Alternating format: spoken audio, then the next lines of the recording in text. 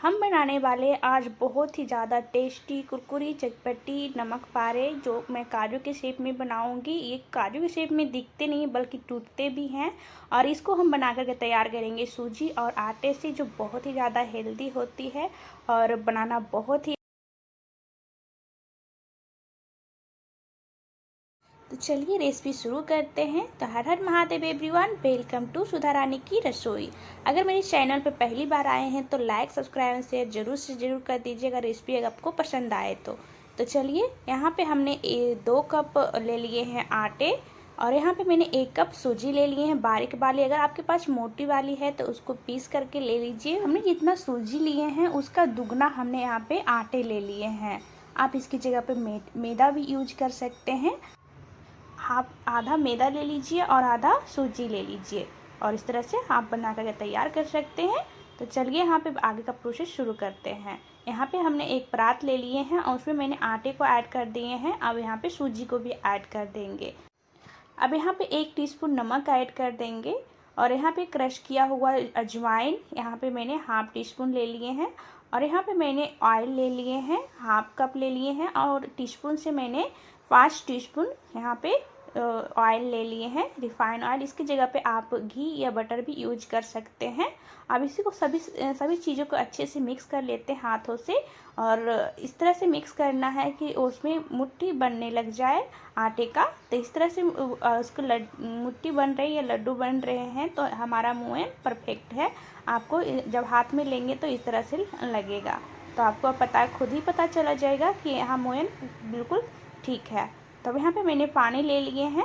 अब थोड़ा थोड़ा पानी लेकर के स्प्रिंकल करते हुए इसको डो बना करके तैयार कर लेंगे, जिससे आटे गीले नहीं होंगे और बिल्कुल परफेक्ट डो तैयार होंगे।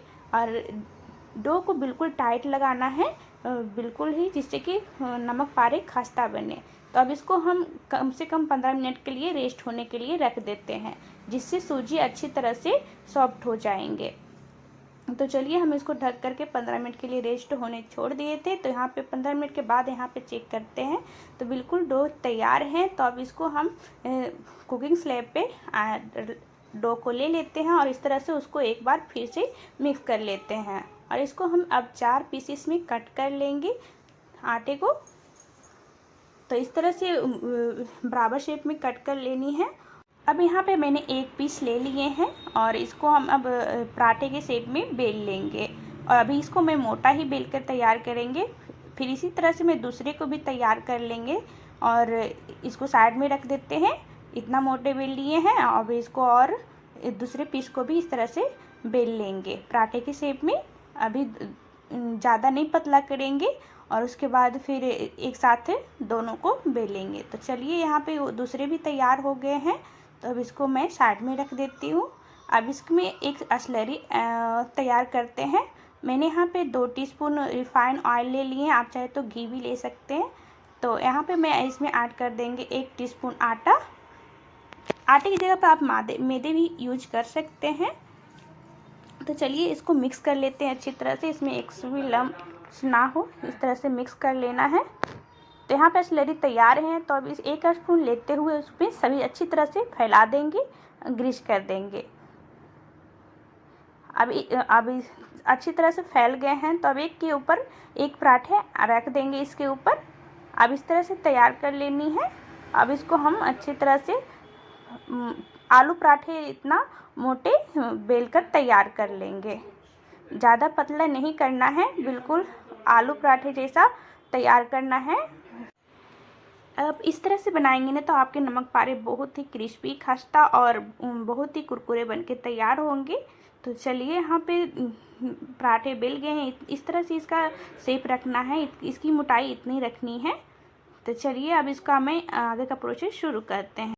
मैंने 1 रिंग्स ले लिए हैं जो काटने के काम में आएंगे। आप इसकी जगह पे दवाई का ढक्कन या दवाई का जो शीशी का ढक्कन रहता है ना, उसका यूज कर सकते हैं, या तो पानी बोतल का ढक्कन रहता है उसको आप साफ़ करके यूज कर सकते हैं। बिल्कुल आसानी से इससे कट जाएंगे। तो चलिए अब इसको हम तैयार कर लेते हैं। तो चलिए इसको काटते हुए इस तरह से आप बीच से कट कीजिए तो आसानी से बन जाएंगे। तो हम इस तरह के काजू के शेप में बिल्कुल देखिए अच्छी तरह से कट रहे हैं ना। तो आपको इस तरह से कट कर लेनी है। बिल्कुल आसानी से कट हो जाते हैं और बोतल की ढक्कन से भी बिल्कुल आसानी से कट हो जाएंगे और बहुत ही कम टाइम में तैयार हो जाते हैं। अब इसी तरह से सेकेंड पार्ट भी इसी तरह से कट कर लेनी है और जो वेस्ट बच जाएंगे ना आटे, उसको फिर से लोई बना करके इसी तरह से तैयार कर लेंगे। तो यहाँ पर हमने सारे पीसेस कट कर लिए हैं। देखिए कितने अच्छे से मोटे मोटे कट के तैयार हो गए हैं। तो इस तरह से तैयार कर लेनी है। तो यहाँ पे मैंने तेल को पहले से गरम करके रखी हूँ और तेल को हम यहाँ पे ज़्यादा गरम नहीं किए हैं, मीडियम ही गरम किए हैं। इसी स्टेज पे मैं सारे नमक पारे को ऐड कर दूँगी, थोड़ा थोड़ा करके इस तरह से ऐड करना है। अब सभी को इसी तरह से मैंने ऐड कर दिए हैं। अब एक चम्मच की हेल्प से इसको मिक्स कर देंगे, अच्छी तरह से फैला देंगे चलाते हुए। आप कोई भी स्पून ले लीजिए और उससे इस तरह से चला दीजिए एक बार और इसको मीडियम फ्लेम पे ही कुक करना है। यहाँ पे मैं कुछ मसाले तैयार कर लेते हैं।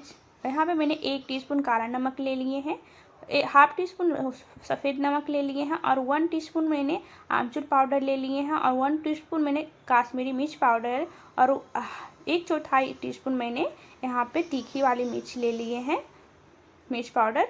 और इसको अच्छी तरह से मिक्स कर लेंगे। और चलिए रेडी हो गए हमारे चटपटे मसाले। तो इसको मैं साइड में रख देती हूँ। तब तक यहाँ पे देखते हैं, नमक पारे को एक बार चेक कर लेते हैं। तो इसको मैंने चला दिए हैं, नमक पारे को इसी तरह चलाते हुए उसको कुक कर लेनी है। और फ्लेम को मीडियम ही रखनी है, हाई नहीं रखना है, क्योंकि मीडियम फ्लेम पे ही नमक पारे अच्छी तरह से कुक होते हैं और क्रिस्पी क्रंची बन के तैयार होते हैं। हाई रखेंगे तो नमक पारे बिल्कुल जल जाएंगे या तो सॉफ्ट ही रह जाएंगे और अंदर से पक नहीं पाएंगे। तो चलिए यहाँ पे नमक पारे बिल्कुल तैयार हैं। देखिए यार अच्छी सी कलर और बिल्कुल क्रिस्पी दिख रही है। तो अब इसको हम निकाल लेंगे, इसी स्टेज पे हम निकाल लेते हैं। देखिए अच्छी सी है ना, बिल्कुल एकदम कितनी देखने में कितनी टेस्टी लग रही है और बहुत ही सुंदर लग रही है।